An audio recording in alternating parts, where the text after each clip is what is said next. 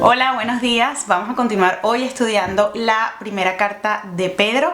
En los dos videos anteriores estudiamos el capítulo 1.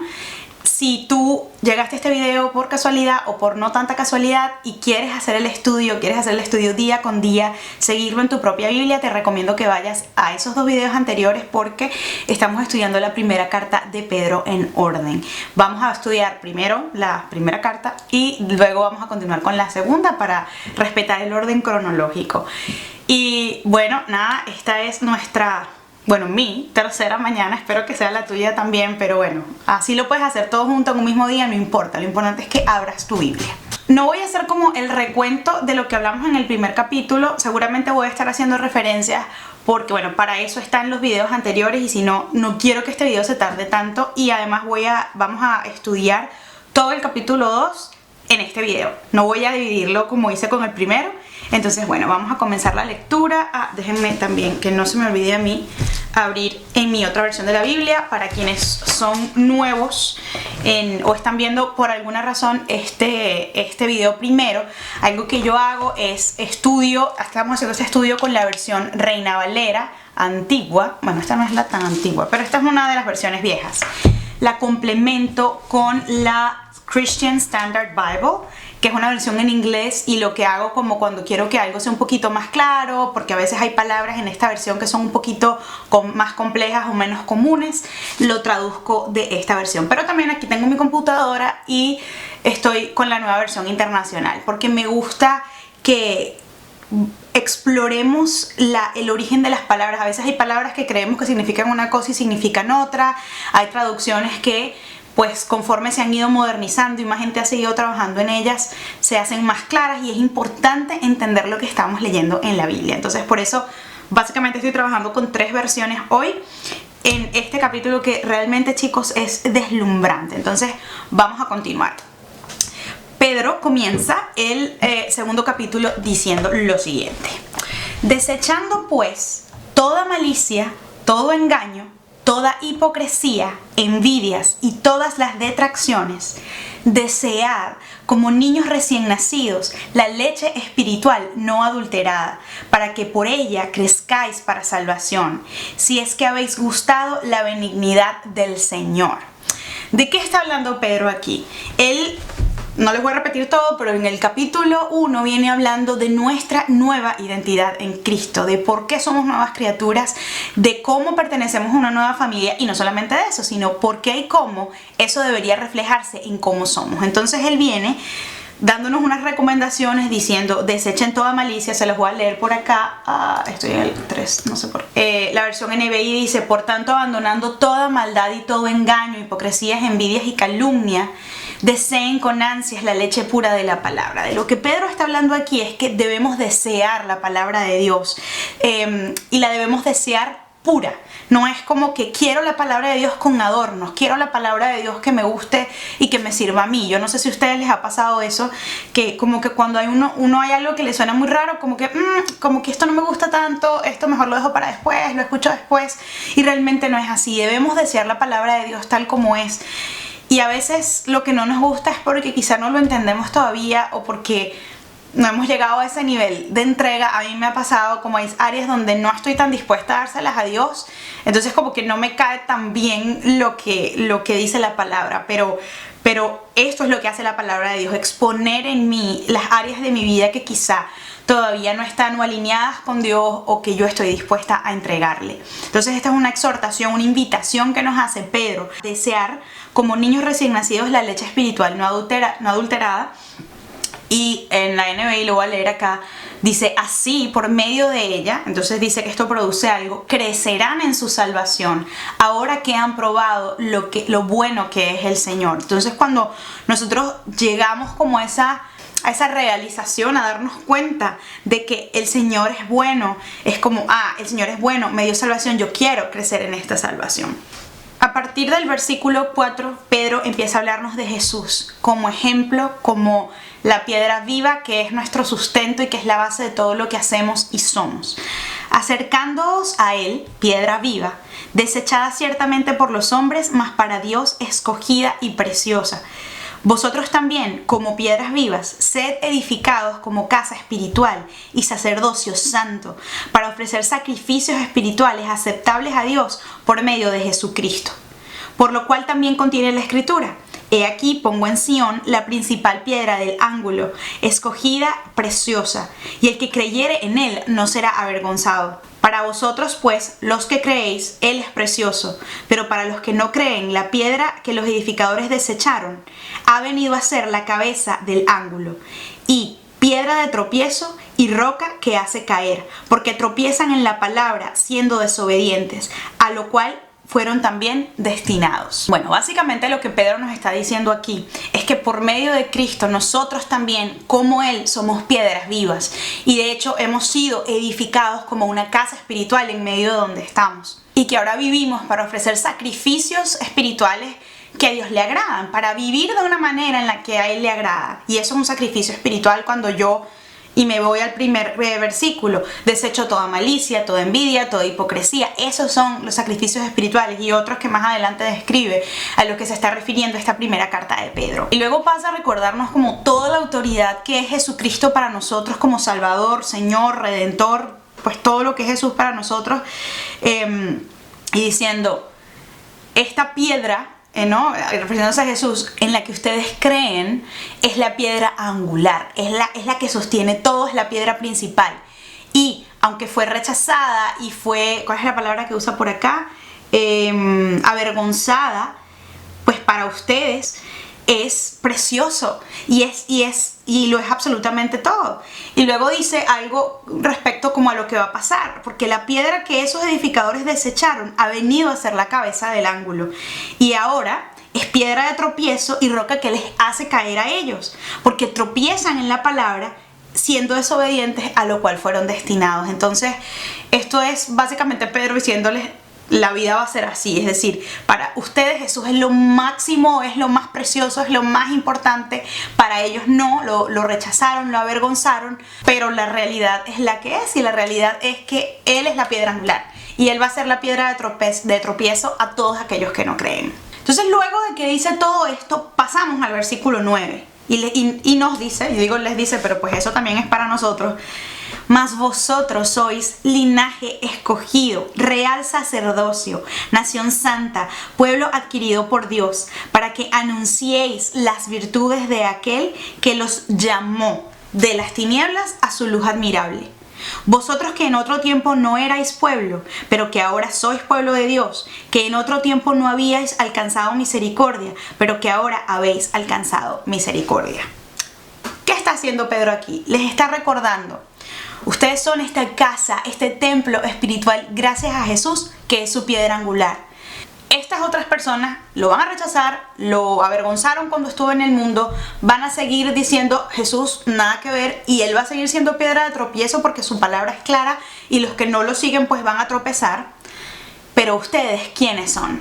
Ustedes son parte de una familia real, ustedes son una nación apartada de la nación en la que se encuentran. Son un pueblo adquirido por Dios. Ustedes fueron comprados por la sangre de Jesús. Les está una vez más recordando su identidad. Y esto es particularmente importante cuando entendemos un poquito más cuál era el contexto de estas personas que estaban, estos cristianos que estaban dispersos por toda Asia. Y ya les voy a contar un poquito por qué. Pedro aquí les recuerda entonces que quiénes son ellos, que ahora son una nación santa, que son real sacerdocio, y que fueron llamados de las peores tinieblas a la luz admirable de Dios. Y cuando les dice el versículo 10 que les leí: vosotros que en otro tiempo no erais pueblo, ustedes dirán, bueno, y eso es porque la inmensa mayoría de las personas a las que él está hablando, estos cristianos perseguidos, estos mártires, eran gentiles, no eran judíos. Entonces fueron de estos gentiles injertados, como dice la palabra, que no pertenecían a ningún pueblo, no eran considerados como, ustedes tienen una identidad, por ejemplo, como judíos, por ejemplo, como el pueblo de Dios. Ellos no pertenecían a ningún pueblo, pero ahora, por la gracia de Jesús y por lo que Jesús hizo en la cruz, todos tienen cabida. Y cuando tú crees en Jesús, se genera esta identidad y pasas a ser parte del pueblo de Dios, apartado, escogido, eres una nación santa, eres del real sacerdocio de Dios. Amados, yo os ruego como a extranjeros y peregrinos que os abstengáis de los deseos carnales, me encanta esta frase, que batallan contra el alma. Y solamente quiero hacer una puntualización aquí, y es los deseos de nuestra carne, esas cosas a las que estamos naturalmente inclinados, que nos gustan, el pecado, todo lo que parece tan atractivo pero sabemos que a Dios no le agrada. Lo único que hace eso en nuestra vida cuando lo seguimos es pelear contra nuestra alma, pelear contra el bienestar de nuestra alma, contra la pureza de nuestra alma. Y me parece importantísimo como lo dice acá.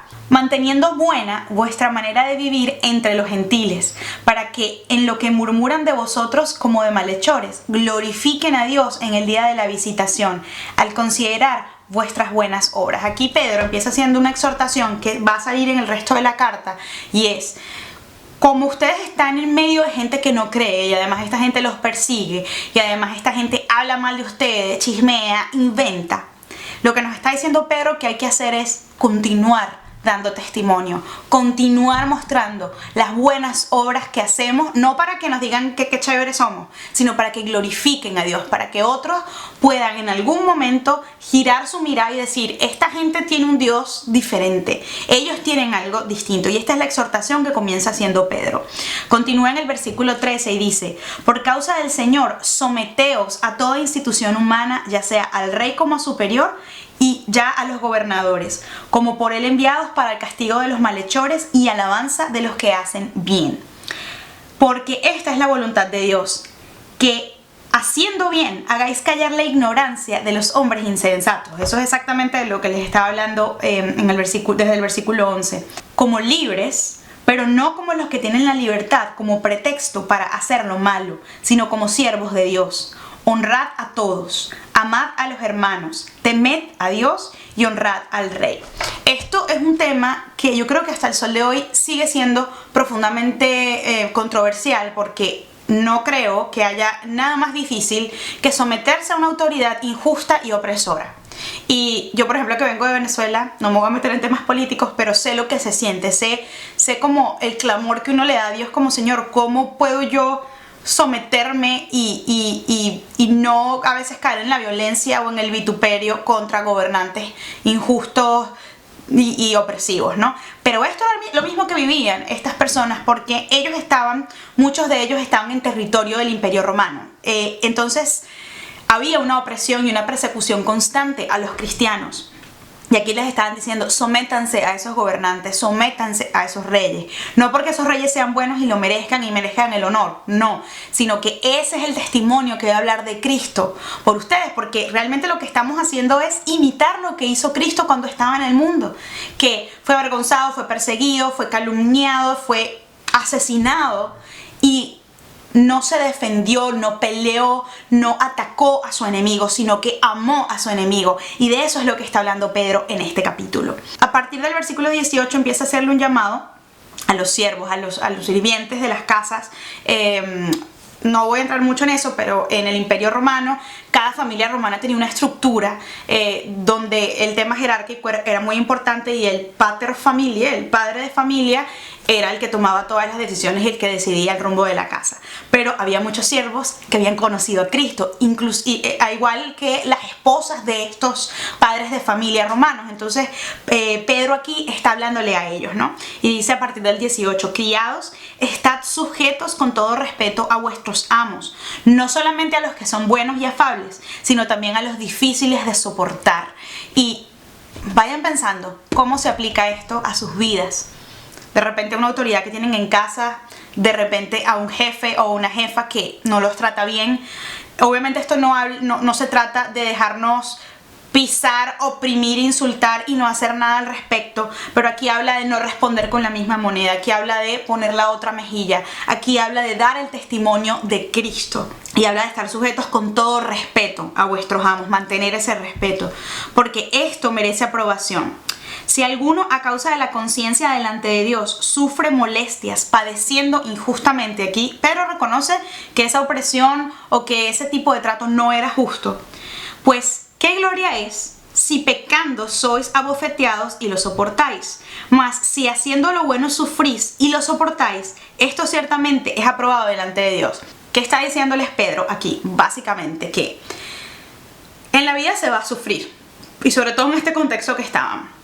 Hagan lo bueno, porque si ustedes hacen lo bueno y según la voluntad de Dios pasan por sufrimientos, por pruebas, por dificultades, por una situación que no es la más cómoda, no es la mejor con su amo en este caso, y ustedes soportan eso por Cristo, esto es algo que Dios aprueba. Pero si ustedes se comportan mal y respetan, hacen lo malo y reciben el castigo, pues eso no vale nada para Dios, porque simplemente están recibiendo lo que se merecían.